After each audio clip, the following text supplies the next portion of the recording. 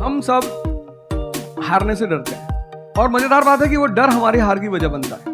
98% cases हारने से क्यों डरते हैं? क्योंकि हम जानते हैं अगर हम हारेंगे तो जो पीछे 3 लोग बैठे हैं ना, रिश्तेदार, रिलेटिव्स और फ्रेंड, वो जीने नहीं देंगे।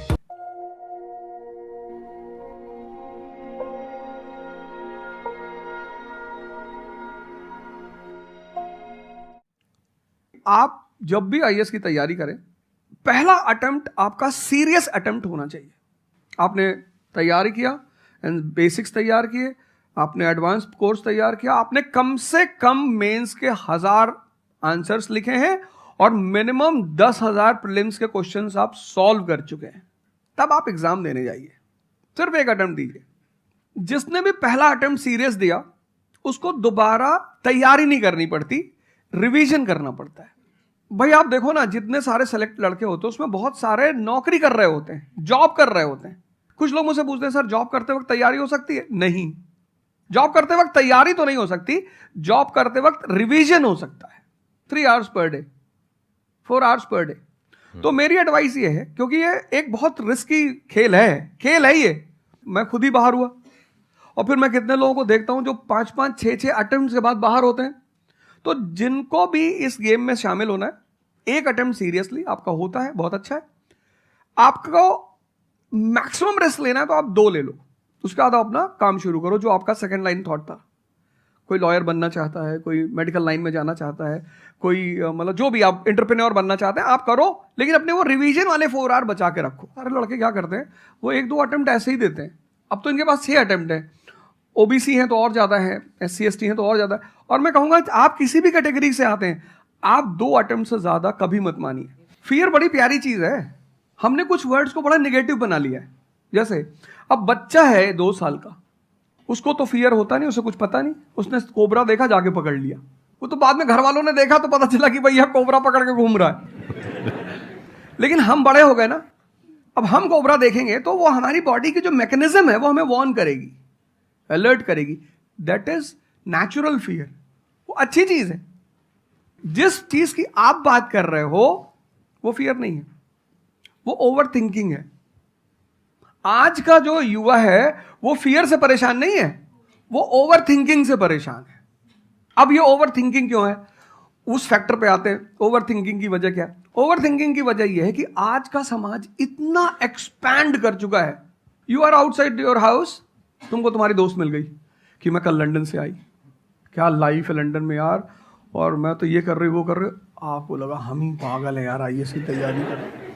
फिर शाम को किसी फ्रेंड का फोन आ गया कि मैं तो अब ऑस्ट्रेलिया जा रही हूँ, मैं तो वहीं सेटल हो जाऊंगी। 90s में हमारे पास इतने स्कोप नहीं थे।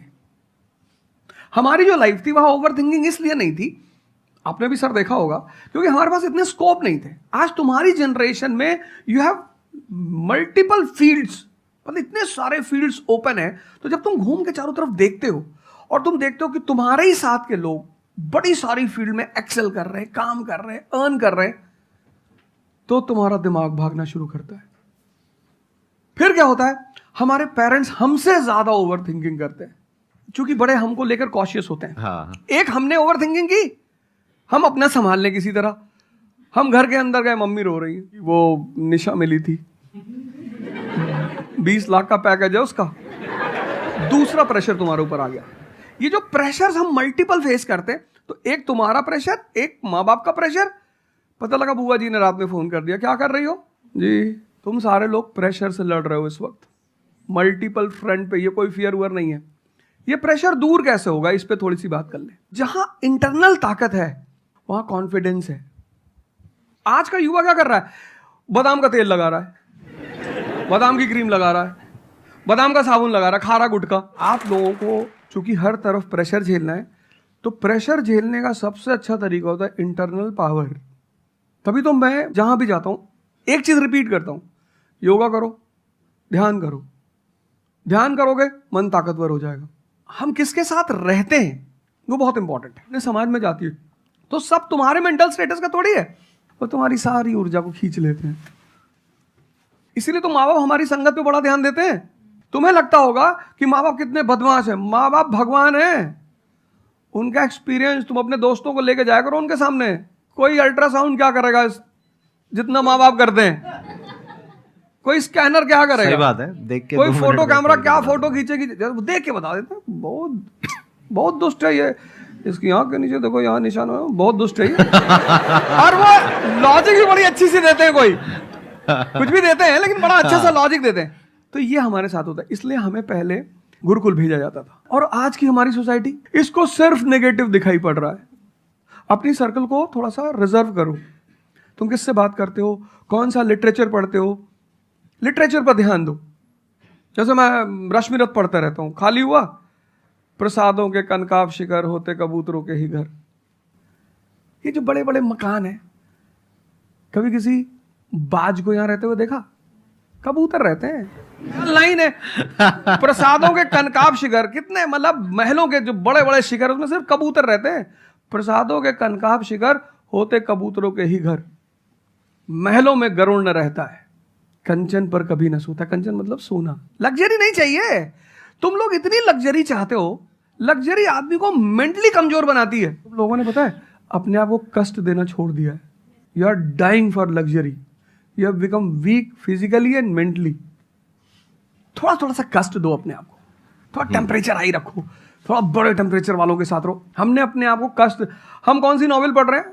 Half girlfriend. आपने बहुत सारी गलतियां कर दी, आपकी जनरेशन ने अपने को कष्ट देना छोड़ दिया। हाँ। आप पढ़िए बड़े बड़े लोगों, अंबेडकर को पढ़ो, उनका जीवन संघर्षों का, प्रभु राम का जीवन पढ़ो। ये सब संघर्ष, ये सब लोग हैं जिन्होंने जीवन में लड़ाइयां लड़ी हैं। आपने उनको साइडलाइन कर दिया। आप राणा प्रताप के बारे में कुछ जानते ही नहीं हो, आपको वो पोएम याद ही नहीं है, खूब लड़ी मर्दानी वो तो झांसी वाली रानी थी। असलियत में इस देश की जनता के पास है, चूंकि वो जानती नहीं है इसलिए तुमको इनके पास इनको काम करने का अधिकार है। ये है the right to work, the right to implement.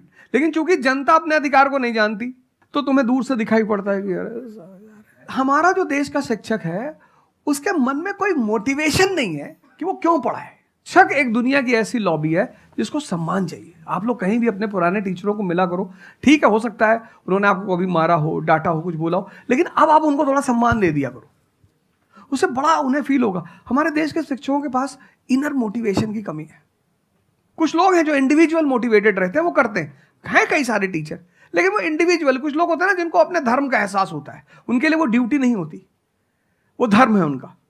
तो वो तो जैसे भाई आप जाके आप धर्म के रूप में कर रहे हैं, 2-4 टीचर और भी कर रहे हैं, 10 टीचर और भी कर रहे हैं, लेकिन सरकार को टीचरों को कुछ तो ऐसा करना चाहिए कि उन्हें फील हो कि नहीं यार ये हमारा देश है, ये हमारे बच्चे हैं, हमें इनको बनाना है और ऊपर उठाना है। तो अगर सरकार कुछ ऐसा कर देगी ना, सेल्फ मोटिवेशन दे देगी, अरे फिर तुम देखना इस देश के टीचरों को